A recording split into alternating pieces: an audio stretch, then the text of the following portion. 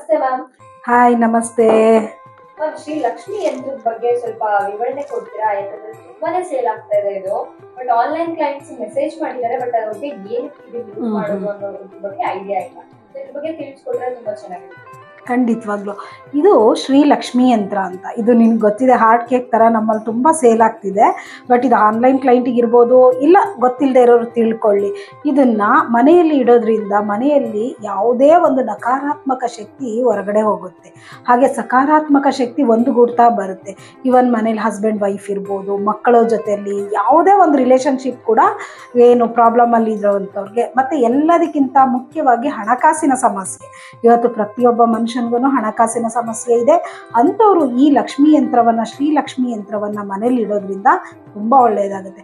ಆದರೆ ಇದನ್ನು ಎಲ್ಲಿ ಇಡಬೇಕು, ಯಾವ ಕಾರ್ನರಲ್ಲಿ ಇಟ್ಟರೆ ಇದನ್ನು ಉಪಯೋಗಗಳಿದೆ, ಆಮೇಲೆ ಎಲ್ಲೆಲ್ಲಿ ಇಡೋದ್ರಿಂದ ಇದ್ರ ಉಪಯೋಗ, ಅದ್ರ ಬಗ್ಗೆ ಹೇಳ್ತೀನಿ ನೋಡಿ. ಇದನ್ನು ನಾರ್ತ್ ಈಸ್ಟ್ ಕಾರ್ನರಲ್ಲಿ ಇಡೋದ್ರಿಂದ ನಕಾರಾತ್ಮಕ ಶಕ್ತಿಯೆಲ್ಲ ದೂರ ಆಗುತ್ತೆ, ಸಕಾರಾತ್ಮಕ ಶಕ್ತಿ ಒಂದುಗೂಡುತ್ತೆ ಮನೆಯಲ್ಲಿ.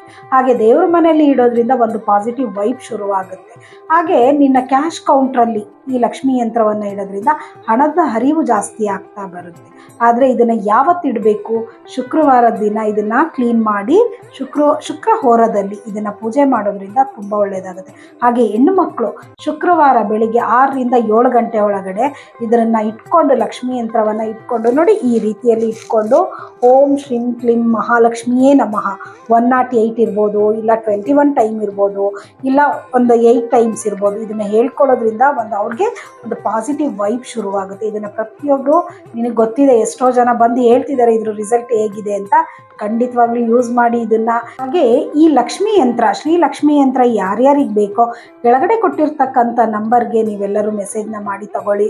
ಇದ್ರ ಇನ್ನೊಂದು ಮುಖ್ಯವಾದ ವಿಷಯ ಏನಂದರೆ, ಇದನ್ನು ನಾವು ಸಿದ್ಧಿ ಮಾಡಿ ಕೊಡ್ತಾ ಇರೋದ್ರಿಂದ ಒಂದು ಎನರ್ಜಿ ಇರುತ್ತೆ. ಇದನ್ನು ಡೈರೆಕ್ಟಾಗಿ ತೊಗೊಂಡೋಗಿ ನಿಮ್ಮ ಮನೇಲಿ ಇಡ್ಬೋದು.